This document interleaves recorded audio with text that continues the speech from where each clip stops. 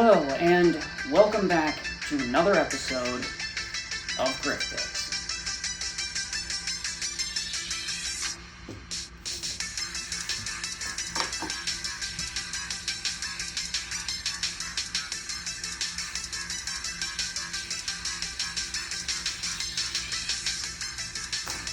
Hey everybody, it's Griffin. Let's talk about what I've watched lately that I can recommend to you.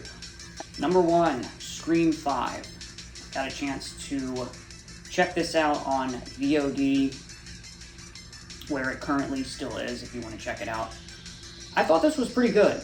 I know that it was pretty divided amongst audiences. It was like, from what I saw, it was like 50-50, where a lot of people hated it, a lot of people loved it. I thought it was fine. I thought it was pretty good. I've never been a huge fan of the franchise. The first one's good. I thought the second one was just okay, and then the other ones after that were forgettable at best. I liked seeing all the legacy characters come back. I thought they all did a really good job. I would have liked to see a little bit more of them, see them do a little bit more in it. But I thought it had really good, strong, on-screen, bloody kills. I love Jenna Ortega in this. I really loved this new angle and new twist. And I loved the kind of paranormal aspect to this. It's taken 5 movies for them to kind of explore some type of paranormal aspect. But I really enjoyed that a lot. And I'm looking forward to the 6th one. From what I've been hearing lately, it's not looking good. I've heard a few different things. Supposedly it's going to take place in New York. It's in the works right now. It's supposed to be coming out, I think, next year, which is kind of soon. Supposedly, Neve Campbell has stepped away from the 6th film because of pay issues, which it's fair for her to do that, you know. I wouldn't expect anybody to work for less than what they deserve. From what I've heard, Stu is not returning, Matthew Lillard, which if they don't get him at least to come back, if they don't get him and Neve Campbell to return for this 6th film, in my opinion, they dropped the ball. I mean, just don't make it then. Like, get those two in the movie, or, I mean, what are we doing here? Like, you know, it's the 6th film, so it's the end of the 2nd trilogy. Like, it's a big deal. Anyway, number 2, The Outfit. I saw this on VOD as well, and I really liked this one. This was kind of like out of left field. I heard a little bit about it, but it wasn't hugely popular. I didn't hear a lot of discussion about it. But I thought this was really good, like kind of like a sleeper hit. Really good original story, mobster, mystery, thriller. It was very entertaining. Other than one little small hole in the movie, I really enjoyed this one. I recommend checking it out, especially if you like that gangster, mobster genre. Number 3, You Won't Be Alone. Saw this on VOD, and I really liked this one as well. It felt a little long at times. I really enjoyed this whole mythology that they created in the movie surrounding witches, and you could even say it kind of tapped into like vampirism a little bit, or possibly even like doppelganger mythology, how they developed this whole like mythology. I love when someone's able to take something like witches or vampires or werewolves and do their own kind of spin on it and make it their own and bring something completely brand new. I really love that. It starred Noomi Rapace, but I mean, we barely got to see her in the film. I would have loved to see her get a lot more screen time. The only other thing that I didn't really like is kind of the backstory on one character. Didn't fully make sense for me. Really beautiful cinematography. I thought it was really well acted. It is subtitles, so just keep that in mind. Number 4, Jurassic World Dominion. Got out to the theater to see this one. I recommend doing that if you can. or at least watching it on a big screen. This one was just all action from start to finish. I recommend watching this for pretty much anybody, especially if you're a fan of Jurassic Park. Some of the CGI was a little bit iffy at a couple points. Storyline kind of meandered a little bit. I feel like they were trying to do a bit too many things. I loved seeing the legacy characters come back, but I felt like with Jeff Goldblum, I felt like they didn't utilize him correctly. Like, it's almost like they didn't write him any good lines. Like, every time that he was on screen and all the lines he delivered, it was all like serious. Like, they didn't really give him any room to be funny. It almost felt like the soul was just sucked out of it. It wasn't like that awe-inspiring thing like the first movie gave us. I hate to see that the franchise has just kind of gone downhill to that point. Number 5, The Sadness. Watch this on Shudder. This is a new take on the zombie genre, and I mean, it was like a gruesome, bloody, crazy ride. Super intense.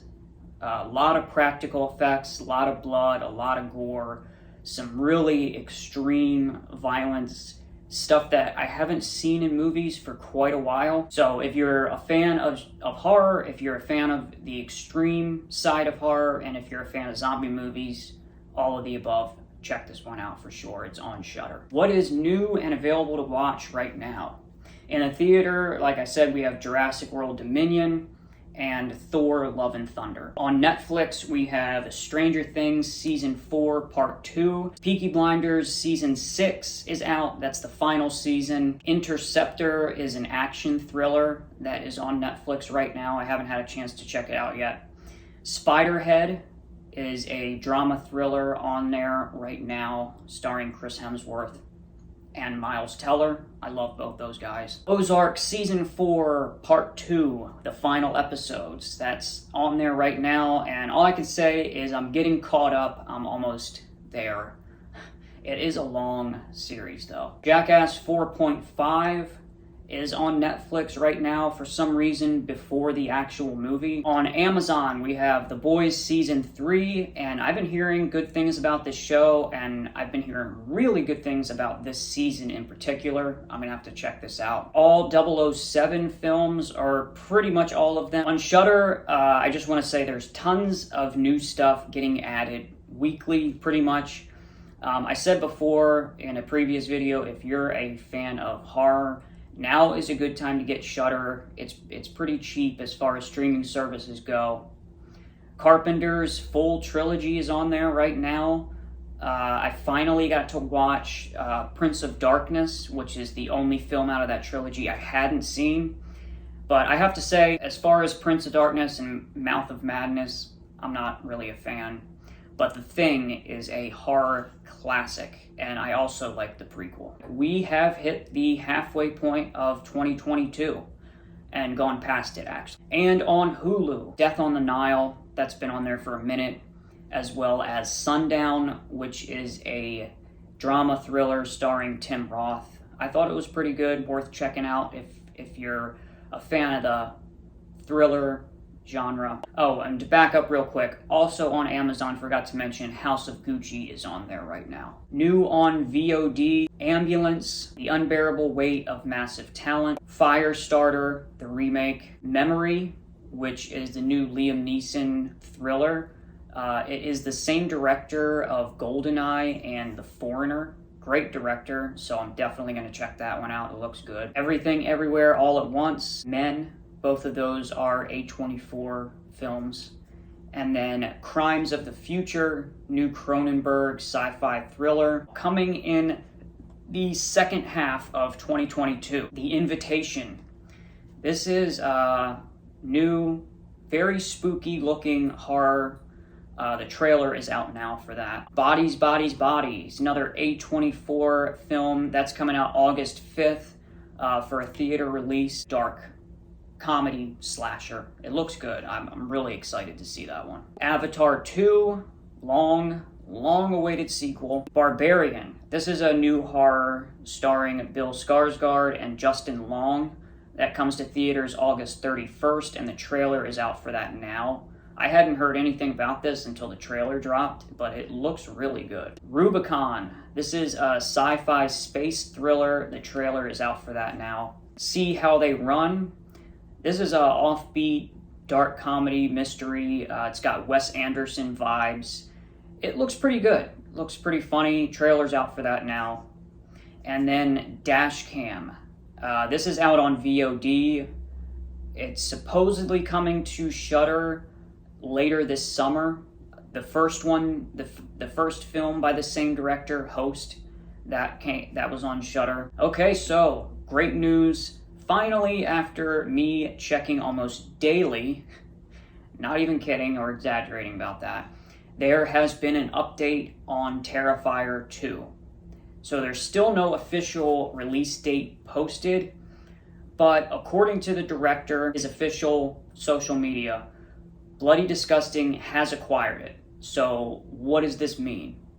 Well, it means that it will release on or near Halloween of this year on Screambox and in theaters, and it also means it will eventually get a Blu-ray release. And now, what is on the horizon? Vengeance.